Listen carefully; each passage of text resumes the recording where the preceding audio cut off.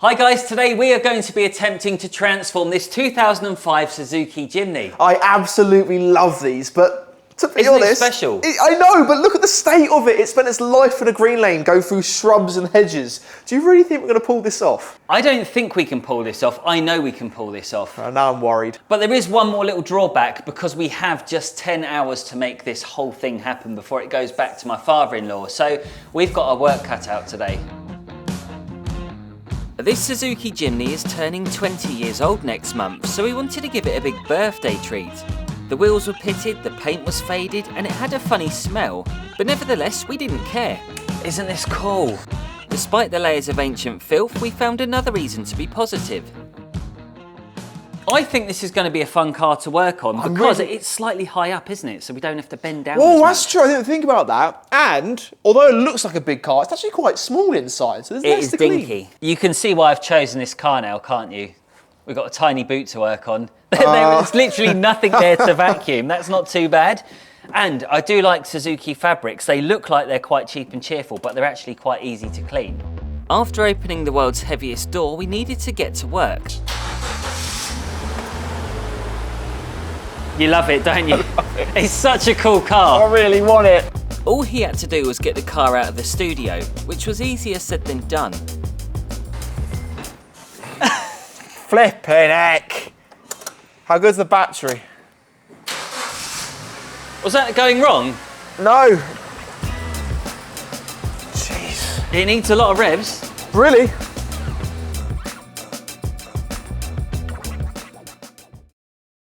Once the car was outside, we needed to get out all our equipment. And for this video, I have a new pressure washer for a couple of weeks. And this is called the Gorilla Power GP8. And it's a pressure washer that boasts some pretty decent stats. And it's aimed at being the bridge between a domestic and a commercial pressure washer. Look how powerful this is.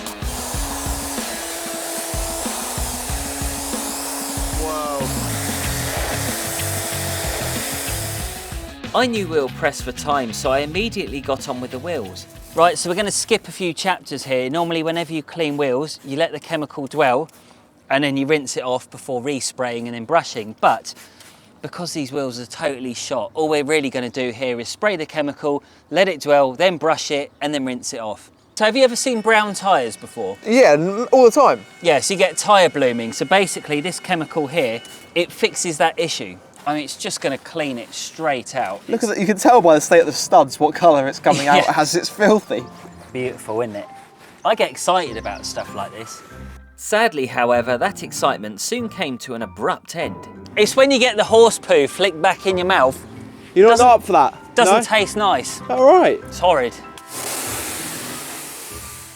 Now that my brunch was well and truly in my large intestine, I lost the love for wheel cleaning, but I still had a big job to do. So I washed out my mouth and soldiered on.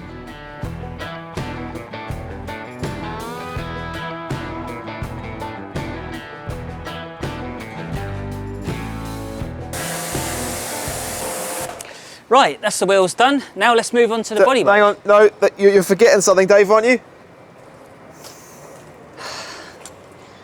One more wheel and then we move on to the bodywork. Then we do the bodywork. It was starting to warm up outside and a few moments later I finished cleaning the fifth wheel. Now we can jump onto the pre-wash. So I'm actually going to do the door shuts at the same time because it's a tiny car and I don't think it requires too much work. So we're going to do the door shuts, go around the lower third and then I'm going to rinse it off. I'm not going to layer the foam on top because I think it's slightly too hot at this precise moment. So just want to play it safe on this one. It's funny how whenever we start filming, the most intense sunlight comes out and we've got nowhere to hide. It's baking out here, it's drying the car already, which is a bit of an issue. Pre-wash sorted, let's get the foam out. Is it nice and heavy?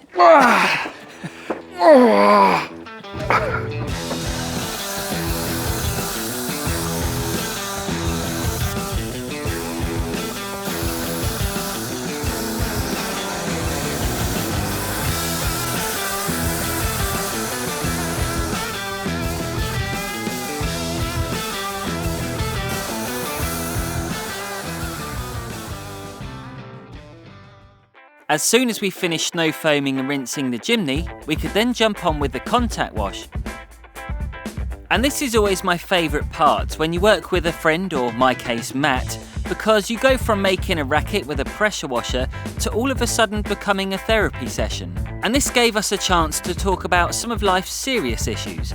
So the other day when I saw Lewis Hamilton's brother, I accidentally snotted in his car. Now that I got that off my chest, we could then get this exterior wash wrapped up. And hopefully this time Matt will be able to get the car in without making a royal mess of everything. I won't install it this time.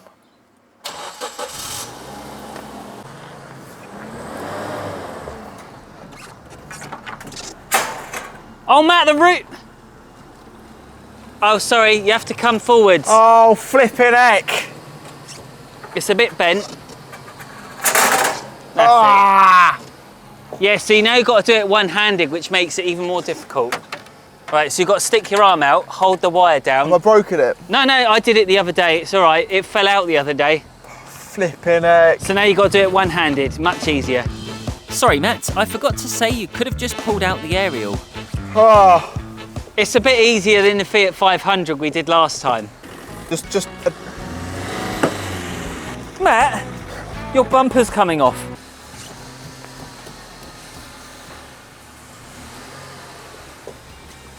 That's nowhere near right, is it? Is that it? Are we done? No, we're not done at all, are we? Oh, my clutch.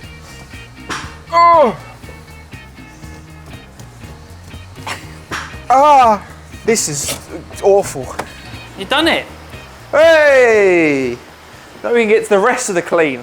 Next up for the Jimny was the interior, and we started off by scrubbing the plastics and giving it a light vacuum. And I didn't want to go too mad at this point, as I had a sneaky suspicion that I would have to break out my secret weapon. Oh, Matt, this is pretty dirty down here. It's one of the most overlooked areas on a 4x4. Don't worry, we're going to clean the glass. Like, all down these crevices, there's bits of mud and clay. Look at that, it's just filth. My gosh, it's probably never been cleaned in its life, that bit. But it will make such a difference as well. So when you put the window up and down and you have those streaks on it, is that purely from this rubber? Yeah, well, there's little tiny bits of stone down here. So every time you put the windows up and down, you're just scratching the glass. I can't quite get the brush down there, so I'll tell you what we're going to do. We're going to break out the steam cleaner.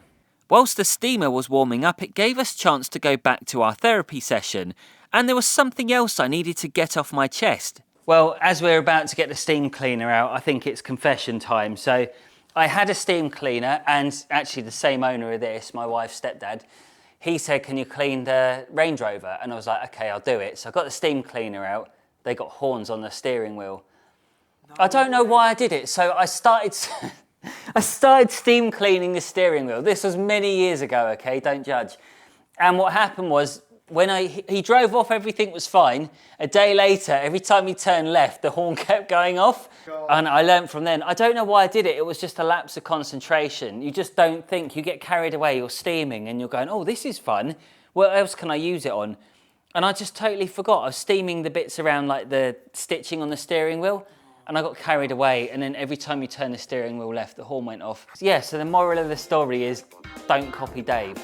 On a serious note, we all make mistakes, and if you're beginning a journey in this industry, then don't be ashamed to admit you cocked up. And it really can happen to the best of us. As long as you learn from your mistake and never do it again, you'll be on the right path. Look, here's a clean bit, okay? Let's see how dirty it is. Just for argument's sake. Wow, hang on a second. So when people eat food in their car, it makes you think, why? Back to the steamer, and those muddy crevices were about to feel the wrath of the Aquarius Pro. So now all that gunk is completely gone. And it wasn't just the car getting a deep clean, because I got a little bit carried away with something else. I'll tell you what, shouldn't do this. Look at that, oh my word, yes. Oh, no way, forget car detailing. You got a mini pressure washer. I'm going to do a video on steam cleaning. Look at this. Look, treading dog poo, no worries. Oh, yes. Sorry, I'm getting a bit carried away with my clean trainers. One thing this will do a very good job of is getting rid of the nasty smells.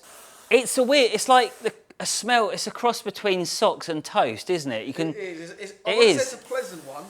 Right, so Matt, Yeah. I've only gone over this seat. Are you ready to see how dirty it is? Oh my gosh, that was clean on 2 seconds ago. Look at the state of it now. That's unreal. And that's just this part of the seat as well, like 2 passes. Yeah, that's just where the bum cheeks go. Anyway, enough talking about bum cheeks. Let's talk about a knob instead. Right, let's do a gear knob test, shall we? Let me show you that. It's clean, okay? Right. So like the Daz doorstep challenge. Just gonna rub it over. Wow, wow. Now watch this, we're gonna steam it out.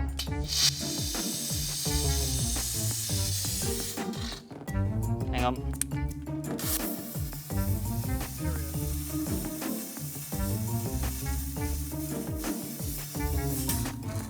That's the cleanest knob you're going to see today. I am a bit hit and miss with steamers. I've used some real bad ones in the past, but I'm in a good place with this one. And I often find I get carried away using it when it doesn't need to be used. And that's a drawback in itself, but it still has its place in detailing. I just wouldn't say on a daily basis for maintenance cleans. Sometimes I occasionally use it on the glass, so I thought I would show you what kind of results you could expect. Get ready for this, hang on. You can see I'm well into the steam cleaner today.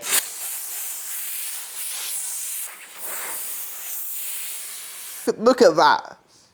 Ignore the scratches from the hedge it's crashed into. Yeah. The rest of it looks incredible. We carried on with the interior, scrubbing, blasting and wiping everything in sight. But in the back of my mind, I knew what was about to lie ahead. So we have faced a little bit of a problem. So we started off by just testing a couple of panels out, seeing how far we could go with the polisher. As you can see here, there is a significant difference. Granted, we've still got a lot of work to do, but I think it's highly achievable that we can make this left-hand side look as good as new. Now, if we come over here to the bonnet, I think this is where we're going to have the biggest problem. You can see this is just age, wear and tear. I mean, it's had like pollen or tree sap that's gone into it, and it's baked in the sun over many hundreds of years, let's just say, and I don't think this is even fixable. I mean, I tried to wet sand a little section here, and I still couldn't quite get it to the level I wanted. So all we're going to do here is try and make the best out of a bad situation. The paintwork was awful, but that didn't stop us. Matt volunteered to help with the polishing, and I thought I'd have another go with the £29 Lidl polisher. And this was a relentless task, and I didn't know whether we could pull this off in time. All these cars are so unique in their own way, so every time we go, oh, this is the hardest job ever, we now face another one, and this is the hardest job because we now got, it's not, the faded paint is not the problem, it's just that it really is almost too far gone. And I've done many faded red cars, but this one is just taking it to the next level.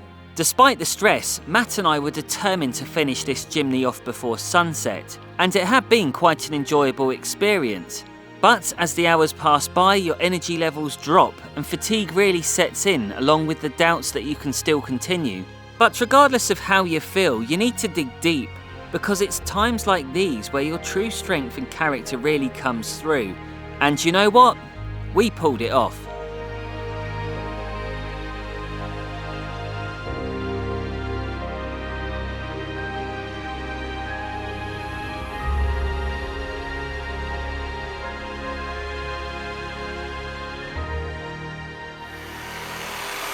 I snotted in Lewis Hamilton's brother's car.